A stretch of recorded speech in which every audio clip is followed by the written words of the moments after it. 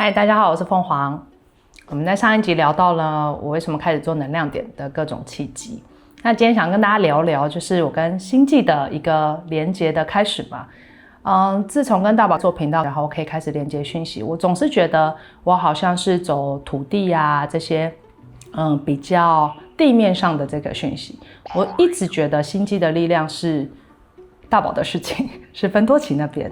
但我沒有想過，在2023年我生日的月份的時候，我也跟我自己的星際的一個，也可以算是自己吧，就這樣相遇了。他叫做 Mode， 他是一個非常好笑的外星人，他出場都是用唱的，我靜音的一個能量。跟他認識之後呢，我對於自己的頻寬，原來不是只有橫向的，也有垂直的發展這件事情的了解。如果有一直追蹤我們的呱呱，應該會知道，在2023年10月，大寶去了雪士達山，因為連接到了第8次元的自己，然後他那天晚上全身發抖、發冷，從雪士達打電話來跟我們講這件事。那個當下，我就強烈感覺到 Mode 想要跟我聊聊這件事情。在他回來之後，對於連接芬多奇也好，或者是說連接其他的存有也好，他又產生了很多他的自我懷疑。然後那個時候，我們也因為這樣停更了1整個月。身為他的夥伴，其實我那時候非常的焦急，因為我會不知道接下來我們要怎麼辦。如果大寶不再傳訊了，而他那個時刻是作為頻道唯一對外官方會有訊息接訊啊、分享聆訊這些，難道我就要在那個時候站出來嗎？還是我們可以怎麼做？第二方面是因為我看到自己的朋友在這樣子的過程裡面有他的掙扎，跟在他自己的漩渦裡面的時候，其實身為他的夥伴，我看了也會覺得很心疼。因此我們就決定再讓他連接一次他在雪士達連接的狀態，然後我們就去了一趟擎天崗。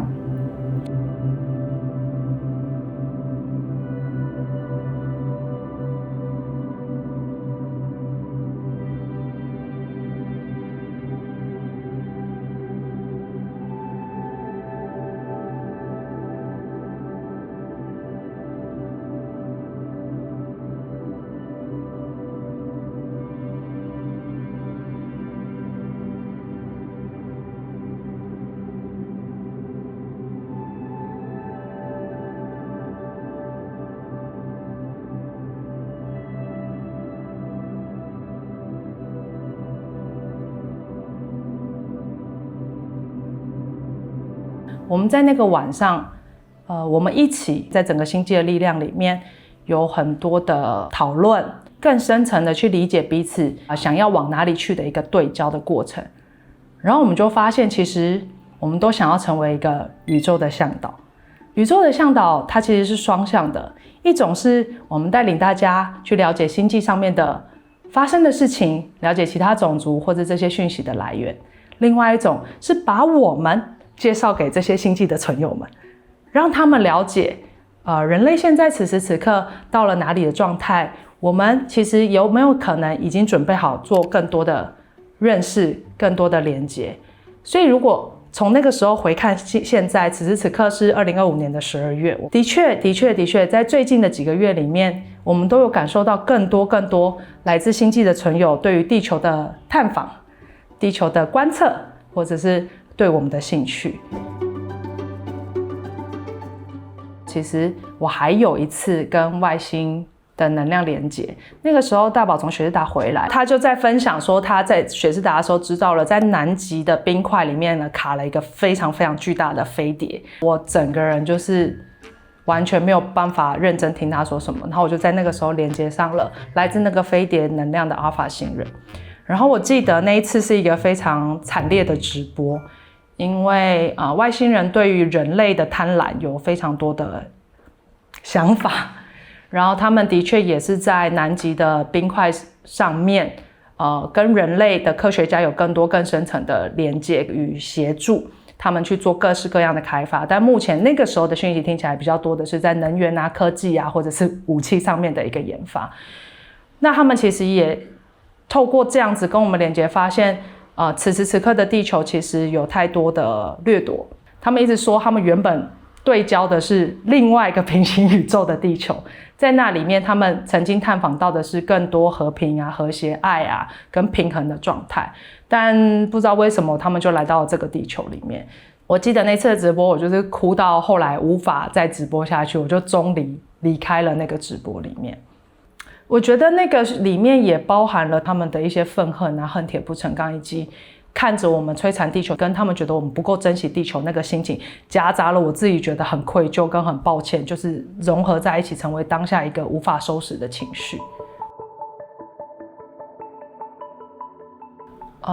從我的理解以及我幾次跟他們交流下來，我目前有連接到這些族群裡面，他們的發展比我們的更加的歷史悠久，然後他們的科技也好，文化也好，還有他們的整個的彼此之間連接的方式，都是較為我們這樣3D 肉體的生物裡面來說比較先進的，因為他們基本都是靠意識溝通，他们是不需要用語言的，所有的資訊意念都是共享的，所以你可以想象今天 A 外星人在這個地方覺得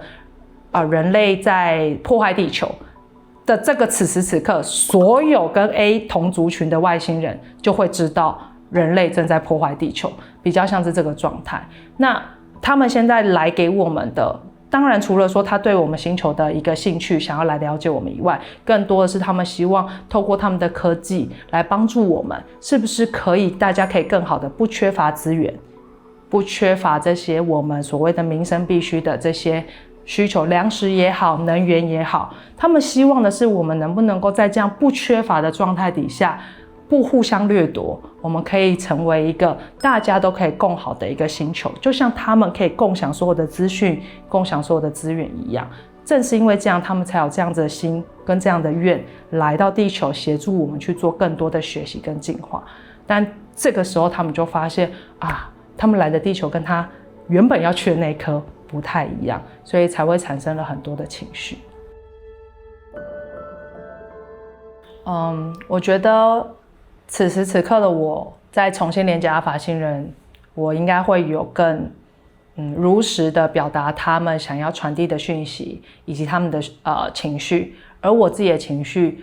可以更好的剝離，是因為我們在2025年7月的時候呢，去了一趟雪士達山，受到雪士達山還有黑尖山以及揚升石的能量的幫助，我在那裡很好的跟我累世的記憶、前世的自己做很好的一個脫離，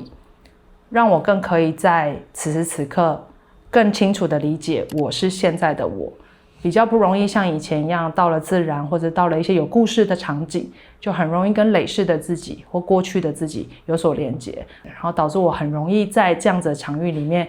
有很多情緒的產生。我總覺得這一次去，我好像是我自己的一個獨自升級的旅程，在一步一步的步行，或者是在這個自然環境、這個能量裡面有很多的感知，然後我就發現我即將要迎來一個很巨大的一個能量體，我將跟它合作。這個能量體呢，它就是真的是我們所謂的大地的母親，有些人用蓋亞來稱呼它。它會跟我之前提到的主要的指導靈，也就是馬杰，要融合成為一個新的能量體來跟我合作。我有問過為什麼他們不個別跟我連接，就像我隨時可以連接不同的能量體傳遞他們訊息一樣，為什麼要這麼大費周章的還要合而為一這樣？他們給我的答案是因為從我來說，我可以連接的能量體非常的多，我可以接受訊息非常多，可是還是需要一個主要的一個中軸，最常跟我陪伴的。那這樣子的話呢，可以維持我的穩定性，也就是說，他們可以稍微保護我，比較不受其他我可能此時此刻不需要的能量去影響跟干擾。第二個事情是，蓋亞的能量是地球母親，然後我前面提到了，我也有星際的能量，再加上馬杰，所以我會從上而下，總共是15個維度，往上7，往下7，再加上我這一層，這個能量場將會幫助我未來15年，他們說15年，所有我需要遇到的問題，或者是我即將可以分享的事物，都會在這個15個維度裡面得到我所需要的幫助，以及所有的訊息來源。所以呢，他們願意在此時此刻，也是因為我，在經過從2022年開啟我的靈性旅程到此時此刻，所有的學習，他們覺得可以了，我可以更好的去迎接這樣子的一個龐大的能量體。我記得很久以前有一次跟阿小老師在聊天的時候，他說他看到我其實是一個很龐大的能量體，可是我一直把權杖丟在地上。他問我為什麼不把權杖拿起來，我記得我那時候也是哭到沒有辦法回答這個問題。然後在雪士達山的莫比斯瀑布的時候，我就坐在那裡看着瀑布，我看着那裡的一草一木，我好像願意去承認，我就是這樣子一個，可以配得上，可以配得這樣一個巨大能量場的一個存在。所以我稍微的把那權杖稍微拿起來了一點點，可能還沒有辦法好好的使用它，但我至少願意舉起來。所以可能是因為我有這個意願了，所以蓋亞在這個時候才現身，然後決定告訴我們將會一起合作。然後他跟馬杰融合之後，他們給自己取了一個很可愛的新名字，叫做瑪雅。那自從可以跟瑪雅連接之後呢，傳遞他的訊息我就不需要閉眼了。不知道為什麼，可能未來的趨勢是這樣吧，我就可以張着眼睛傳遞所有的訊息。然後在今天拍攝前，我在家裡面跟他進行了一個對話。他說，雖然我們在瀑布經歷了很長的一個對話的過程，雖然我剛剛說我願意把權杖舉起來了，對吧？但我還是對於自己要承接這麼大的能量場，以及我能夠傳遞他們這麼多訊息也好，或者是要給予你們的能量也好，我還是有生而為人的恐懼跟害怕。他說我跟他之間還是有那個薄薄的紗，就覆蓋在我的心輪。即便有這個紗，我依舊可以傳遞訊息，我依舊可以把他想要告訴你們的觀點，透過我的話語傳遞給你們。可是我自己清清楚楚的知道，這層紗如果拿掉的話，那個語言以及伴隨着語言傳遞出去的能量波會更加的有力量，會可以支持更多需要聽到這段訊息的人。這就跟我上一集講到要傳遞白沙屯媽祖跟大甲媽祖是一樣的一個狀態，因為她是地球母親嘛。這個來自於土地如此龐大的支持的能量，我依舊會覺得我就是一個小小的一個3D 世界的一個小小的人類，總是會覺得我何德何能，或者是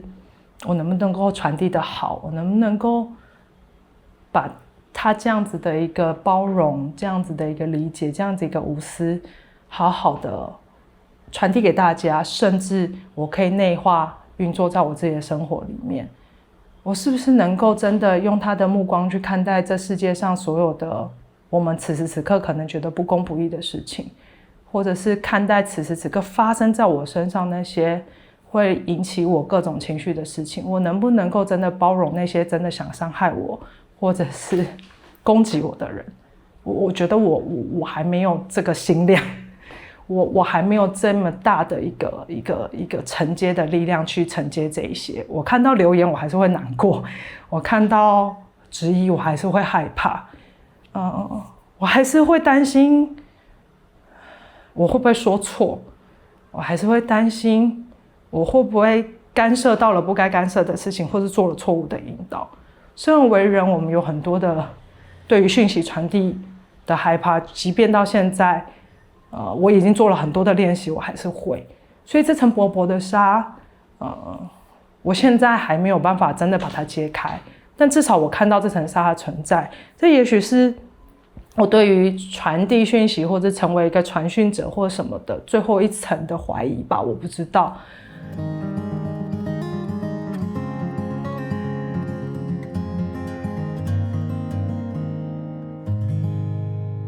我當然會覺得，為什麼要把這個壓力放在我身上？為什麼不找別人傳就好？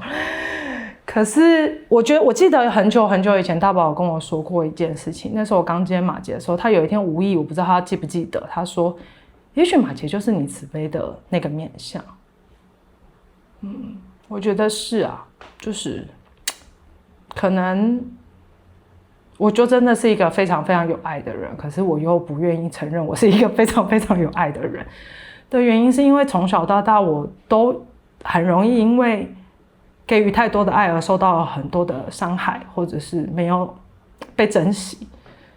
所以給愛等於